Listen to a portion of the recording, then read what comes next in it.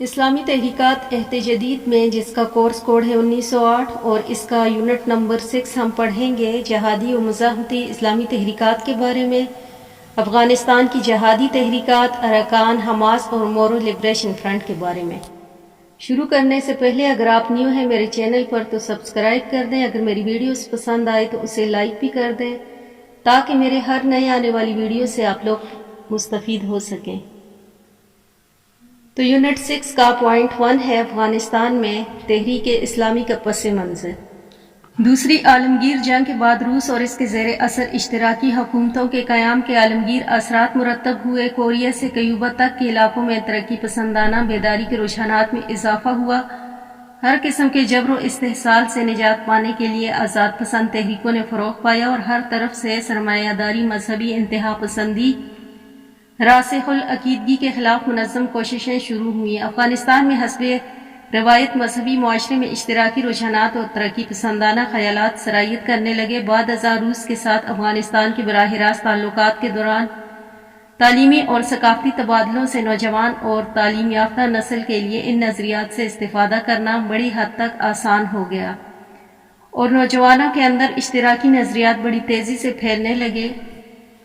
یہ جوان بیدار کے پلیٹ فارم پر جمع ہونے لگے تو محمد ترکی، بیبر کارم، حفیظ اللہ امین، میر اکبر وغیرہ کی رہنمائی میں ایک پارٹی تشکیل دی گئی جو PDA کے نام سے منظر عام پر آئی۔ روس اور اشتراکیت پسند ممالک ان کی پیش پشت اور آہستہ آہستہ انہوں نے حکومت میں اثر و رسوخ پیدا کر لیا۔ 1960 کی دہائی کے آخری سالوں میں طلباء کی حکومت کے خلاف جذبات ابھرنے لگے، چنانچہ کابل یونیورسٹی کے شعبہ اسلامیات نے اسلامی بیداری اور ملی احیاء کے لیے بہت اہم کردار ادا کیا۔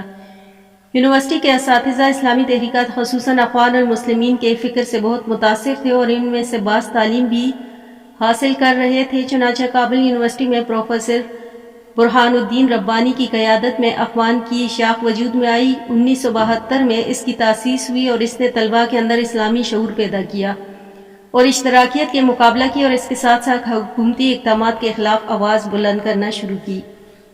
1973 میں سردار محمد داؤد خان نے کمیونسٹ جماعت کے ایک دھڑلے پرچم کے تعاون سے اقتدار پر قبضہ کیا، لہٰذا اس نے پارٹی کے کچھ افراد کو بھی اپنی حکومت میں شامل کر لیا۔ اس کے بعد مذہبی گروپوں نے حکومت مخالفت سرگرمیاں تیز کر دیں اور ان میں تحریک اسلامی افغانستان یعنی اخوان المسلمین کے رہنما سر فہرست تھے۔ موجودہ تنظیموں کے قائدین پروفیسر برہان الدین ربانی، حکمت یار مولوی محمد یونس، خالص جلال الدین، احمد شاہ مسعود اس وقت ایک تنظیم میں شامل تھے۔ 25 دسمبر 1979 کو روس نے افغانستان پر حملہ کر دیا تو تحریک اسلامی کے قائدین اس کے خلاف مسلح جدوجہد کا آغاز کر دیا اور مختلف جہادی تنظیموں کے تحت ان کی سرگرمیاں جاری رہیں۔ اس دوران جمعیت اسلامیہ، حزب اسلامیہ، اتحاد اسلامیہ، افغان قومی محاذ آزادی، حرکت انقلاب اسلامی، محاذ ملی اسلامی، وحدت اسلامی وغیرہ کے نام سے جہادی تحریکیں منظم ہوئیں اور ان کی کوششوں سے سپر طاقت کا خاتمہ ہوا اور اب یہ تحریکیں اسلامی انقلاب کے لیے کوشاں ہیں۔ یہ تھا افغانستان میں تحریک اسلامی کا پس منظر۔ پھر یونٹ 6 کا پوائنٹ 2 ہے اسلامی تحریکوں کا تعارف اور اس کی پہلی ہیڈنگ ہے جمعیت اسلامی۔ پروفیسر برہان الدین ربانی کابل یونیورسٹی میں اسلامیات کے استاد تھے۔ آپ مصر کی تحریک اخوان المسلمین سے بہت متاثر تھے اور معاشرے کو اسلام کے سیاسی، معاشی، سماجی اور عدالتی نظام کے تحت استوار کرنے کا عزم لے کر آپ نے کابل یونیورسٹی میں طلباء کو منظم کرنا شروع کر دیا اور اخوان المسلمین کا ایک حلقہ 1972 میں بنایا۔ اس تنظیم نے طلباء کے اندر اسلامی بیداری اور غلبہ دین کی بحالی کے لیے کام کا آغاز کیا۔ اس انقلاب کے بعد انہیں تحریکات کے بہت سارے قائدین کو ہجرت پر مجبور ہونا پڑا اور پروفیسر ربانی بھی پاکستان آ گئے۔ یہاں آ کر 1978 میں آپ نے جمعیت اسلامی افغانستان کے نام سے ایک الگ تنظیم قائم کی۔ پروفیسر برہان الدین ربانی کا تعلق افغانستان کے شمال مشرق میں واقع علاقے بدخشاں کے تاجک آبادی سے تھا، چنانچہ اس وجہ سے غیر پختون لوگوں نے اس تنظیم میں کافی دلچسپی لینا شروع کر دی۔ انجینئر احمد شاہ مسعود کا تعلق بھی جمعیت اسلامی سے تھا۔ پھر اس کی دوسری ہیڈنگ ہے حزب اسلامی۔ حزب اسلامی کے قائد گل الدین حکمت یاد رہے، ان کا تعلق پشتون نسل سے ہے۔ یونیورسٹی کے شعبہ انجینئرنگ میں داخل ہوئے اور جہاں اخوان المسلمین میں شمولیت اختیار کی، آپ نے طلباء کی قیادت کی، اسلامی معاشرے کی تشکیل اور شریعت کے نفاذ کے لیے طلباء کو متحرک کیا اور حکومت کی کمیونسٹ نواز سرگرمیوں پر مزاحمت کی۔ اس وجہ سے آپ کو ہجرت کرنا پڑی، چنانچہ پاکستان میں قیام کے دوران تحریک اسلامی کے لٹریچر سے مستفید ہوئے اور اپنی الگ تنظیم حزب اسلامی کے نام سے تشکیل دی۔ اس تنظیم نے جہاد افغانستان میں بہت اہم کردار ادا کیا۔ روسی جارحیت کے خلاف آپ کی تحریک نے سب سے پہلے مسلح کوشش کی اور بعد ازاں کابل میں مجاہدین کے بننے والی حکومت میں وزیر اعظم بھی رہے۔ پھر اس کی تیسری ہیڈنگ ہے حزب اسلامی۔ حزب اسلامی کے قائد مولوی یونس خالص ہیں، جنہوں نے 1979 میں حکمت یار کی حزب اسلامی سے علیحدگی اختیار کر کے اپنا الگ دھڑا بنا لیا اور دارالعلوم دیوبند کے فارغ تحصیل ہیں۔ اسلامی تحریک کے سلسلے میں انقلابی خیالات رکھتے ہیں۔ ان کے حامیوں میں علماء اور جنوب مشرق افغانستان کے کمانڈر شامل ہیں۔ پھر اس کی چوتھی ہیڈنگ ہے اتحاد اسلامی۔ اس تنظیم کے بانی پروفیسر عبدالرسول سیاف ہیں۔ آپ کابل یونیورسٹی میں شعبہ اسلامیات میں پروفیسر رہے، افغان المسلمین میں شامل رہے اور پروفیسر ربانی کے نائب کی حیثیت سے تحریک میں کام کرتے رہے۔ 1980 تک پروفیسر سیاف مختلف جہادی گروپ کے ساتھ خدمت سر انجام دیتے رہے، بعد ازاں اپنی الگ جماعت بنا لی جو اتحاد اسلامی کے نام سے موسوم ہوئی۔ پھر اس کی پانچویں ہیڈنگ ہے حب ملی نجات افغانستان۔ پروفیسر صبغت اللہ مجددی اس کے سربراہ تھے۔ ان کا تعلق افغانستان میں ایک نہایت معزز و مقبول بااثر گھرانے سے ہے۔ مجددی خاندان تصوف کے لحاظ سے نقشبندی سلسلہ رکھتا ہے اور گدی نشین حیثیت حاصل ہونے کی وجہ سے احترام و عقیدت کا حامل رہا۔ پروفیسر مجددی الظہر یونیورسٹی سے فارغ التحصیل ہیں۔ افغانستان میں اسلامی انقلاب کے لیے سرگرم عمل ہے۔ مجاہدین کی کامیابی کے کچھ عرصے کے لیے افغانستان کے عبوری صدر مقرر کیے گئے۔ فروری 2019 کو ان کا انتقال ہو گیا۔ حرکت انقلابی اسلامی اس جماعت کے قائد مولوی محمد نبی محمدی ہیں۔ یہ جماعت 1980 میں وجود میں آئی۔ اس جماعت میں قبائلی سرداروں کے علاوہ علماء کی ایک بڑی تعداد شامل ہے۔ پھر اس کے بعد اس کی ساتویں ہیڈنگ ہے محاذ ملی اسلامی۔ اس تحریک کے قائد پیر سید احمد گیلانی ہے جو صوفی تحریک سے تعلق رکھتے ہیں۔ یہ جماعت افغانستان کے پشتونوں میں بہت مقبول ہے۔ پھر آٹھویں اس کی ہیڈنگ ہے تحریک طالبان۔ اپریل 1992 میں سوویت یونین کی حمایت سے قائم شدہ حکومت ختم ہونے کے بعد افغان عوام کو یہ امید ہو گئی تھی کہ ان کے 14 سالہ مصائب ختم ہو جائیں گے اور یہ وسیع البنیہ و اسلامی حکومت قائم ہو جائے گی جو امن و انصاف کا پیغام لائے گی، مگر اس کے برعکس حکومت مختلف جماعتیں اپنی برتری قائم کرنے کے لیے آپس میں لڑ پڑیں۔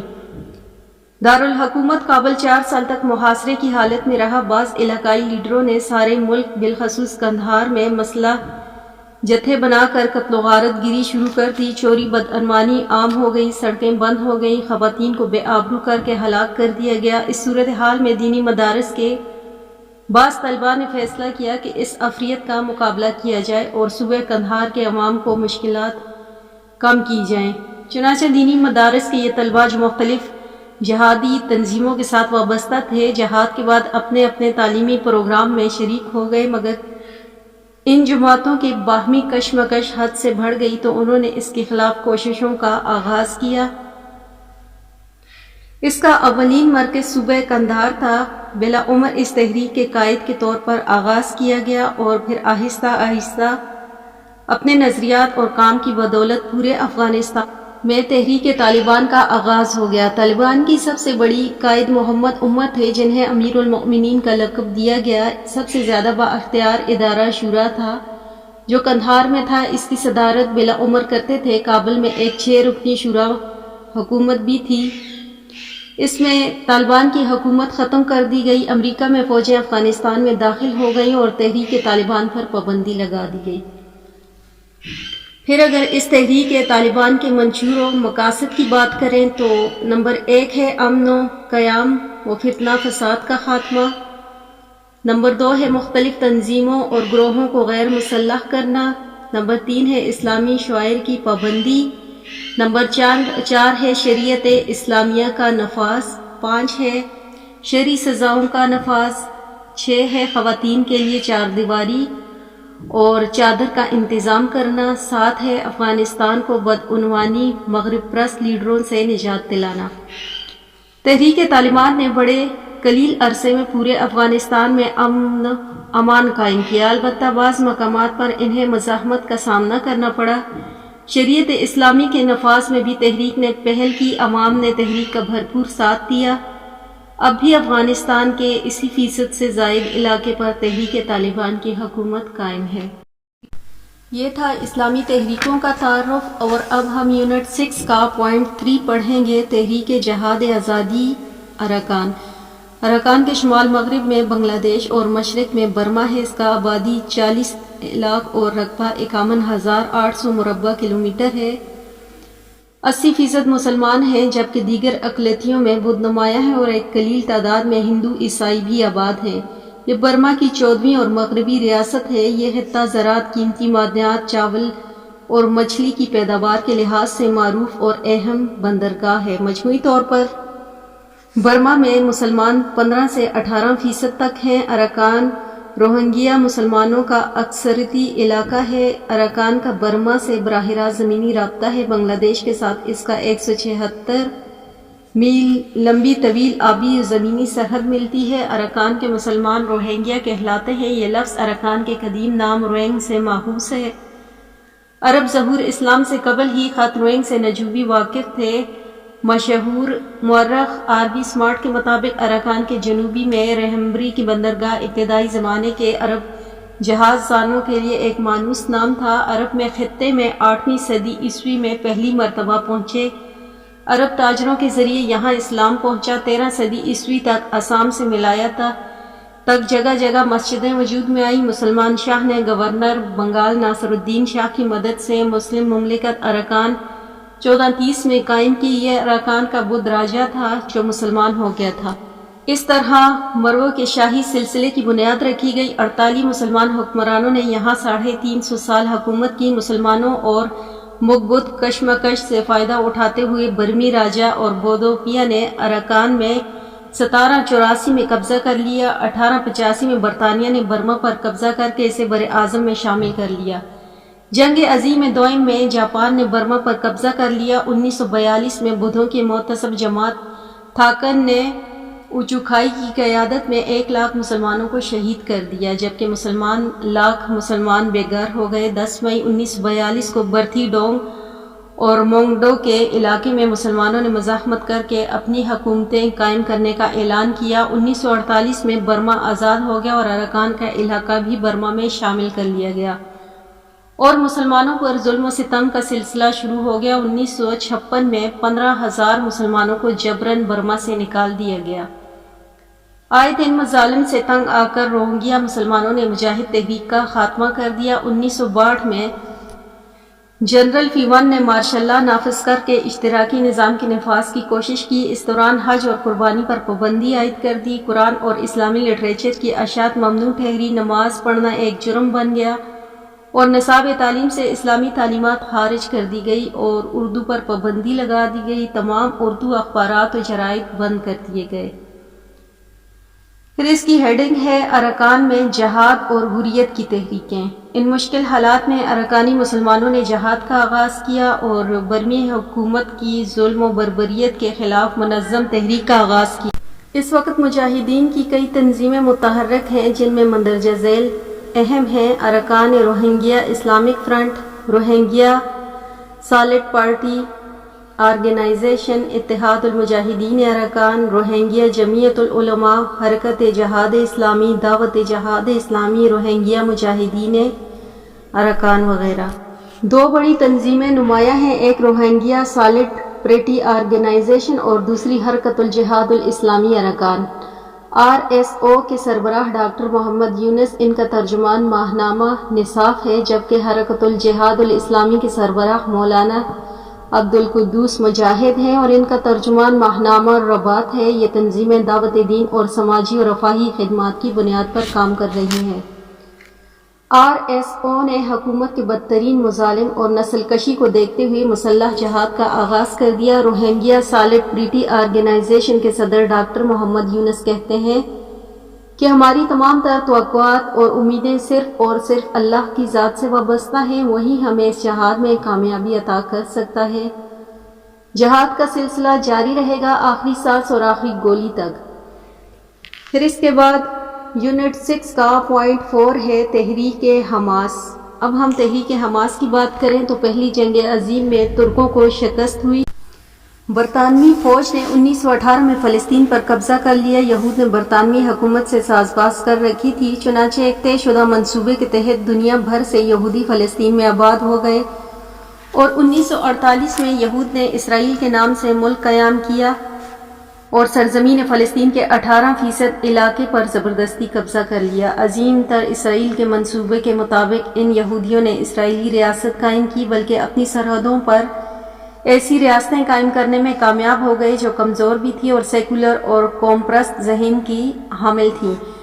ان ریاستوں کا قیام سلطنت عثمانیہ کے اختتام کے نتیجے میں ممکن ہو سکا۔ اسرائیل کے ناجائز ریاست کے خلاف فلسطینیوں نے جدوجہد کا آغاز کیا۔ اسرائیل کے خلاف مسلح جدوجہد کا آغاز مصر اسرائیل کی جنگ کے بعد ہوا۔ 1942 میں ایک قوم پرست لیڈر احمد شکیری نے تنظیم آزادی فلسطین کو از سر نو زندہ کیا اور اس موقع پر یاسر عرفات اور دیگر گوریلا اور فدائی گروپ اس میں شامل ہو گئے، کیونکہ اس تنظیم میں سوشلسٹ، ملحد اور قوم پرست لیڈروں نے قبضہ کیا تھا۔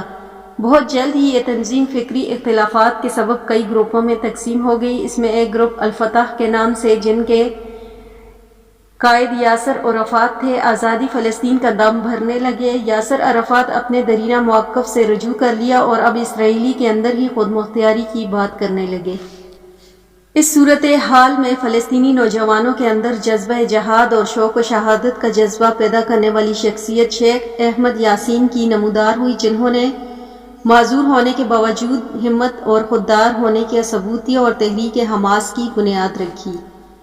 تحریک حماس کی تاریخ مقبوضہ فلسطین میں تحریک اخوان المسلمین سے وابستہ تھی۔ اخوان المسلمین نے عرب ممالک میں عالم عرب میں دینی بیداری اور ملی احیاء کی تحریک پیدا کر دی۔ چنانچہ 1945 میں القدس میں اخوان المسلمین کا پہلا دفتر قائم ہوا اور اگلے سال پورے فلسطین میں اس کی شاخیں پھیل گئیں۔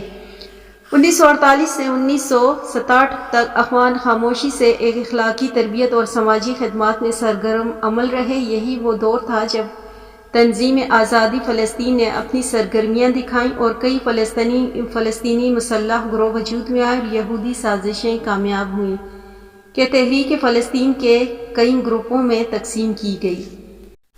تحریک حماس کی پس منظر کی بات کریں تو برطانوی افواج نے 1918 میں فلسطین پر قبضہ کر لیا۔ یہود نے برطانوی حکومت سے ساز باز کر رکھی تھی، چنانچہ ایک طے شدہ منصوبے کے تحت دنیا بھر سے یہودی فلسطین آباد ہو گئے اور 1948 میں یہود نے اسرائیل کے نام سے ملک قائم کر لیا اور سرزمین فلسطین کے 18% علاقوں پر قبضہ کر لیا۔